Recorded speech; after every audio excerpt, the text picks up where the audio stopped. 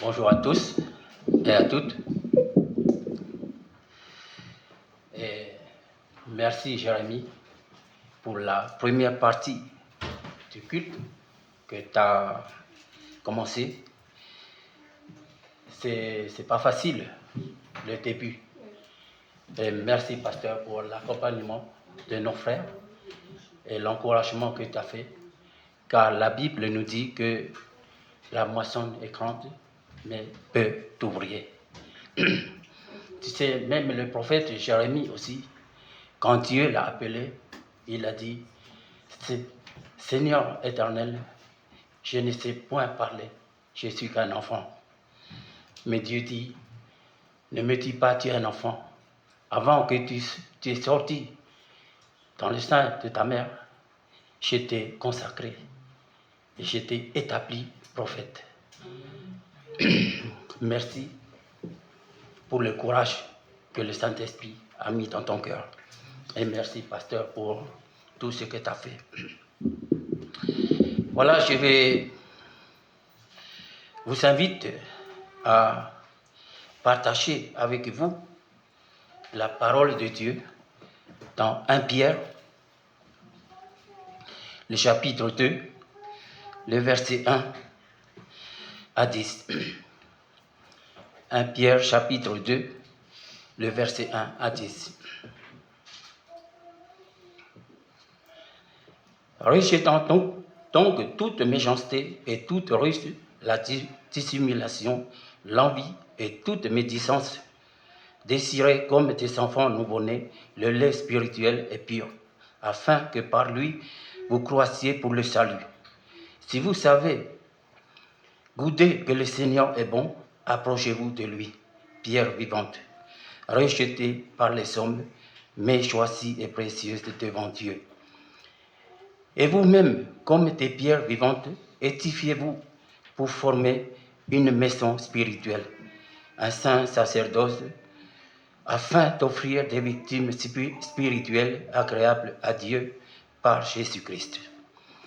Car il est dit dans l'Écriture, « Voici, je mets en Sion une pierre angulaire, choisie, précieuse, et celui qui croit en elle ne sera point confus. » L'honneur est donc pour vous qui croyez, mais pour les incrédules, la pierre qu'ont rejetée ceux qui baptisaient est devenue la principale de l'angle, est une pierre d'achoppement, est un rocher de scandale. Ils s'y heurtent pour n'avoir pas cru à la parole, et c'est à cela qu'ils sont destinés. Vous, au contraire, vous êtes une race élue, un sacerdoce royal, une nation sainte, un peuple acquis, afin que vous annonciez les vertus de celui qui vous a appelé des ténèbres à son admirable lumière. Amen. Vous qui autrefois n'étiez pas un peuple et qui maintenant êtes le peuple de Dieu, vous qui n'aviez pas obtenu miséricorde et qui maintenant avez obtenu miséricorde. Amen. Seigneur, nous sommes là parce que tu nous as aimés depuis le début. Je te demande que ton Saint-Esprit conduise ce moment, que ta parole touche les cœurs de chaque personne dans ce lieu. Que personne ne sort sans la joie, la paix que tu as mis dans nos cœurs. Père Céleste, accepte la prière de mon cœur au nom puissant de ton Fils Jésus-Christ. Amen.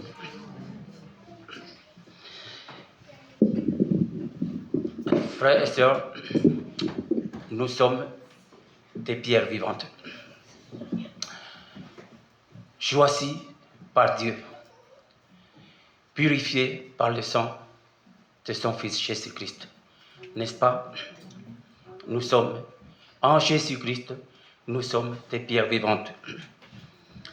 Mais avant ça, Pierre il nous fait un rappel ici.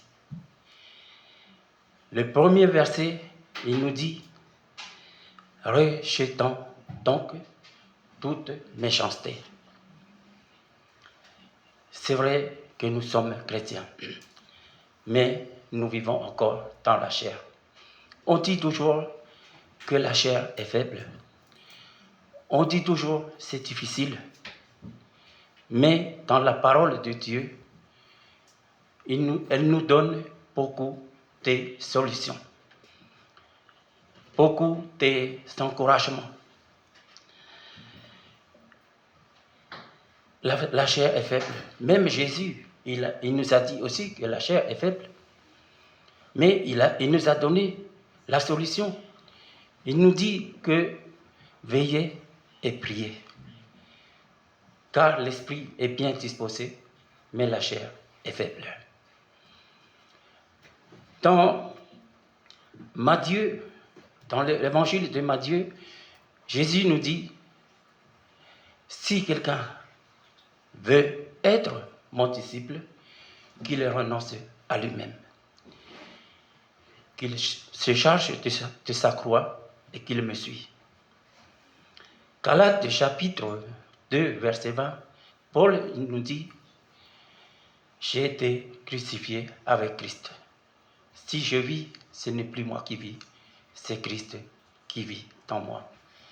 Mes bien-aimés, c'est important de rejeter toute méchanceté. Nous sommes des pierres vivantes, choisies par Dieu, pour former une maison spirituelle. Jésus-Christ, dans l'évangile de Jean, le chapitre 2, quand il monta à Jérusalem, dans le temple, il trouva dedans ceux qui vendent les bichons, les bœufs, et il a fait un fouet avec les cordes, et il les chassa, et il a dit, ôtez tout cela, ne faites pas de la maison de mon père une maison de trafic. Oui.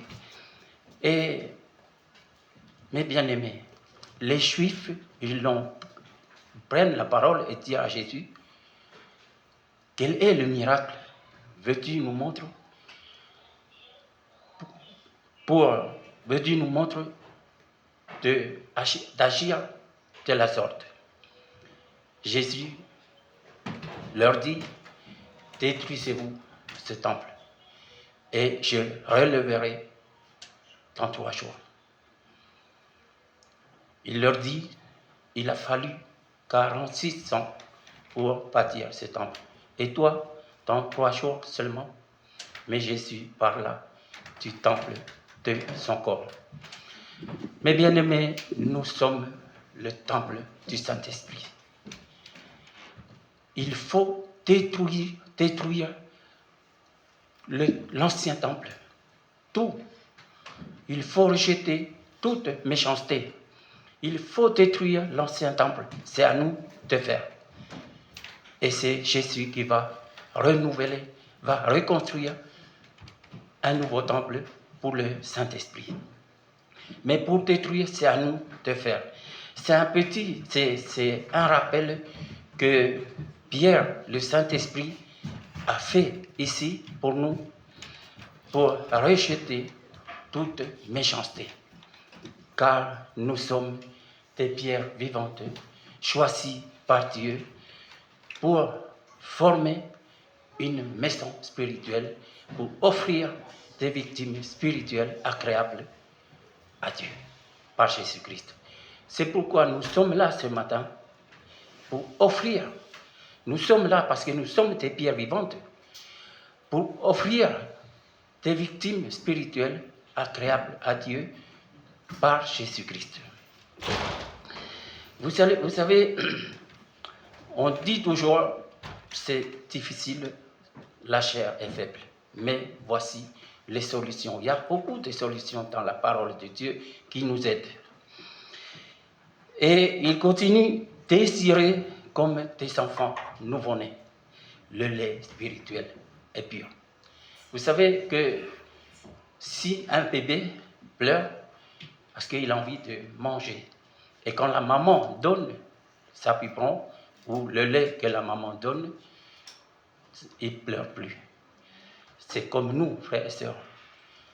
À chaque fois, le frère Jérémie, il a parlé pour les difficultés. À chaque fois que nous rencontrons des difficultés, venez à la source, venez à la parole pour manger, pour boire le lait spirituel.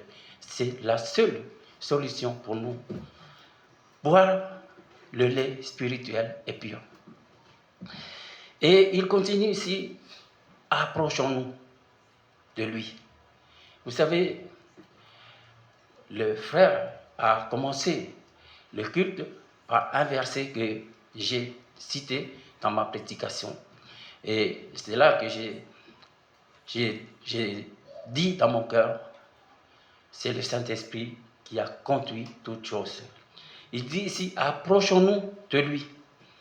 Jérémie l'a commencé, il a dit, dans ma Dieu, vous tous qui êtes fatigués et chargés, venez à moi et je vous donnerai du repos. Approchons-nous de lui. Et dans Jean chapitre 6, il dit, je suis le pain venu du ciel. Celui qui mangera ce pain vivra éternellement. Toujours dans le chapitre 6 de l'évangile de Jean, le verset 37, Jésus dit, tous ceux que le Père me donne viendront à moi, et je ne mettrai pas dehors celui qui vient à moi. Frères et sœurs, approchons-nous de lui, à Jésus. C'est à lui seul qui nous aime, pas comme l'amour de ce monde. Il nous aime par un amour éternellement. Approchons-nous de lui. Et il nous dit ici que c'est lui la pierre vivante, Jésus-Christ. Et en lui, nous sommes des pierres vivantes. N'est-ce pas? Tous nos péchés sont pardonnés, sont purifiés par son sang versé sur la croix. Et vous savez, un jour, il y a une sœur de l'église futunienne m'a téléphoné et elle m'a posé une question à propos des 5 pierres que David a choisies. On a parlé vendredi pour la vie de David. Il a choisi 5 pierres pour aller battre contre Goliath. Et la sœur, il m'a posé la question, il m'a dit que David, il a utilisé qu'une pierre. Mais les 4 pierres qui restent, ça signifie quoi? Et pour moi, dans mon cœur, waouh, je ne suis pas pasteur. Et je pense à Manu. Peut-être il a la réponse, c'est lui le pasteur. Je ne suis pas pasteur. Et j'ai dit à la sœur, peut-être il a choisi comme ça. Si la première pierre loupe, et il y a des pierres encore. Et puis, la sœur m'a dit, ah bon? Et puis, après ça, je me tiens devant Dieu dans la prière et communion avec lui dans la parole. Et le Saint-Esprit, il m'a mis dans mon cœur la pensée, les 4 pierres qui restent, parce que, frères et sœurs, il n'y a pas de hasard dans la parole de Dieu. Les 4 pierres qui restent, on ne trouve pas dans l'Ancien Testament, mais on trouve dans le Nouveau Testament. Ce sont les 4 puissances, les 4 forces que Jésus a mis dans son Église. Nous trouvons dans le livre des Actes, le chapitre 2, le verset 42. Il dit, il persévère dans l'enseignement des apôtres, les chrétiens, dans la communion fraternelle, dans la fraction du pain et dans la prière. Et vous savez, ce sont les 4 colonnes que Jésus a mis dans son Église pour que le diable ne peut pas lutter son Église. Jésus aime son Église. Et puis un jour, j'ai téléphoné à la sœur, discuté avec elle, et j'ai donné la réponse à elle. Et puis après, à la fin, on a prié ensemble.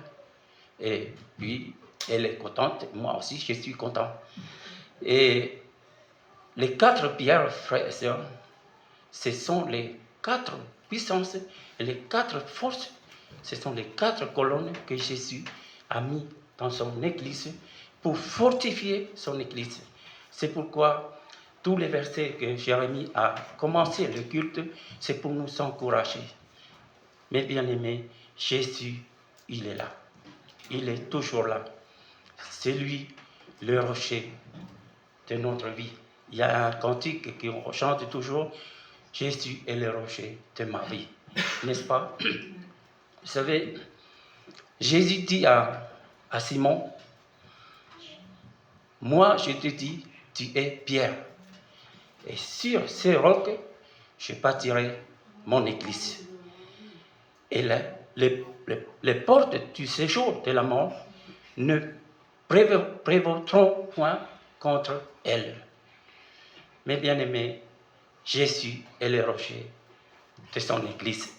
Jésus est le rocher de notre vie tous les jours.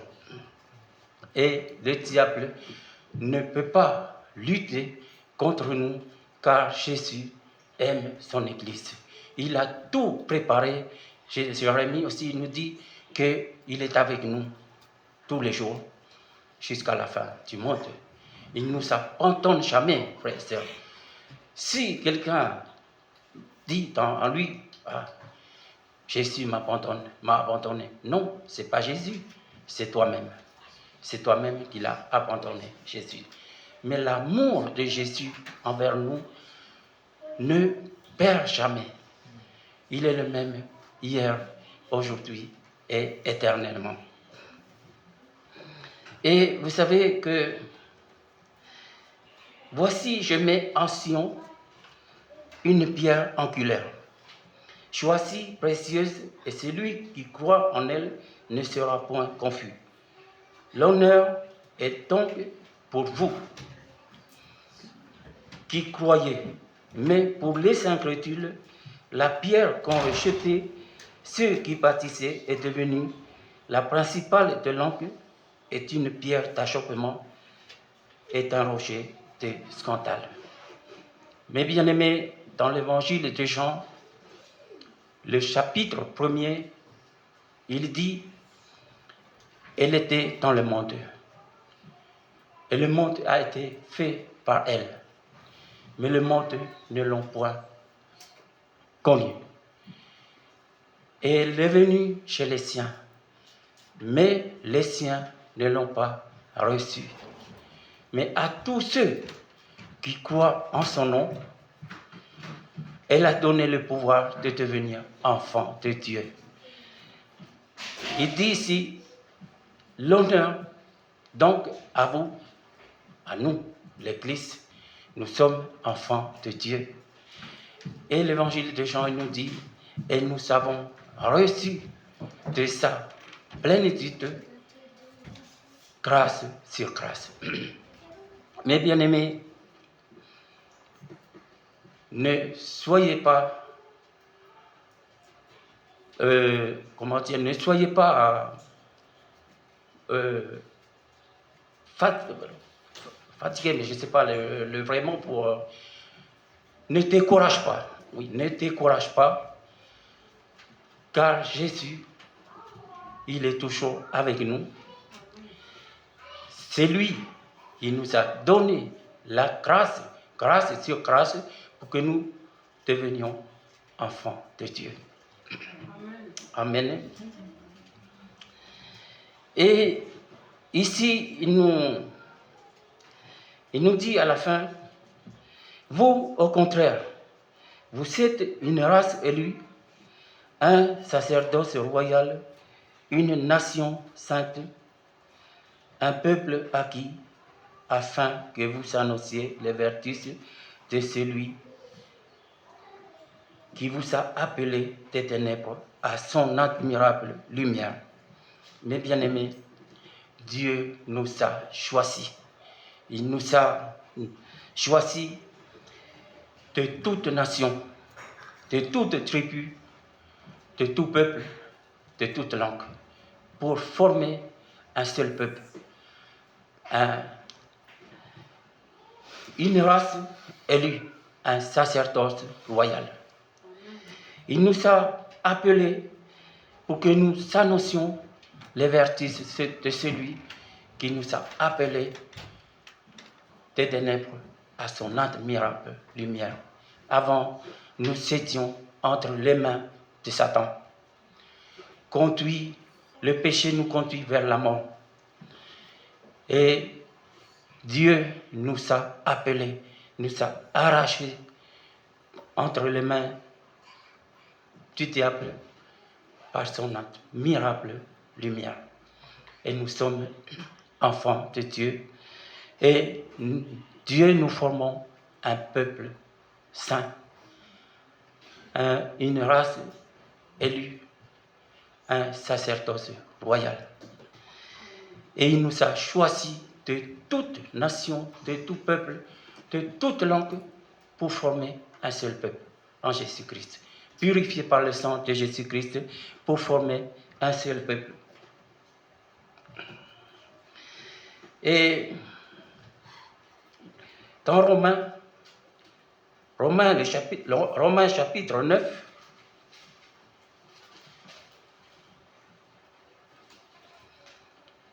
les versets 25 et 26.